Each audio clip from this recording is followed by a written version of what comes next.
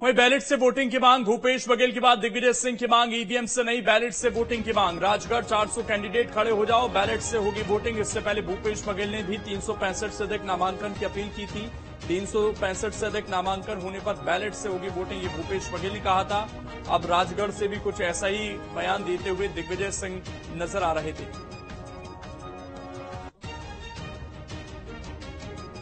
यहाँ जितने लोग बैठे हैं वो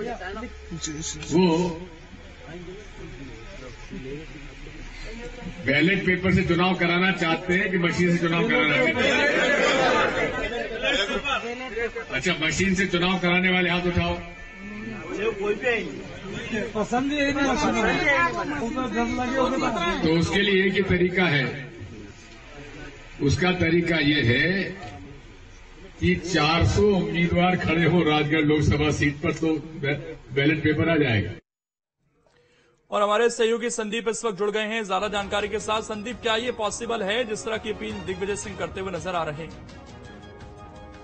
देखिए, इसकी संवैधानिकता देखनी होगी, क्योंकि दिग्विजय सिंह इससे पहले भूपेश बघेल भी ये बात कह चुके हैं और अब दिग्विजय सिंह इस तरह की बात कर रहे हैं, इस बात का ऐलान कर रहे हैं।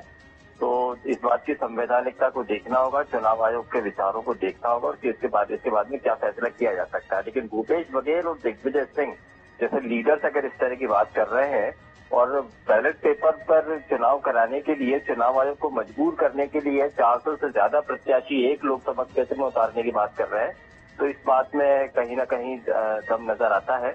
और दिग्विजय सिंह जिस तरह से अपने अपने ही लोगों को कह रहे हैं कि आप ज्यादा से ज्यादा उम्मीदवार यहाँ पर खड़ा करते हैं इस लोकसभा क्षेत्र में, और अगर आप बैलेट पेपर से चाहते हैं तो आपको उम्मीदवार खड़ा करना चाहिए। तो ये जो बात कह रहे हैं, तो इस बात में कहीं ना कहीं एक जागरूकता फैलाना चाह रहे हैं और इस रणनीति पर काम भी कर रहे हैं। लेकिन ये तो उनका अपना क्षेत्र है, यहाँ पर भी क्या वो आश्वस्त नहीं है कि ईवीएम से वो चुनाव जीत सकते हैं? देखिए, ये अलग बात है, लेकिन देश में जिस तरह की बात चल रही है कि ईवीएम वर्सेस बैलेट पेपर, उसमें अगर किसी तरह की तरकीब अगर दिग्विजय सिंह या भूपेश बघेल अपना लेते हैं तो ऐसे में ये देश भर में एक मैसेज जरूर चला जाएगा कि बैलेट पेपर को लेकर अगर कोई राजनीतिक दल दबाव डालना चाहता है, प्रेशराइज करना चाहता है चुनाव आयोग के सामने, तो उसके सामने एक तरीका है।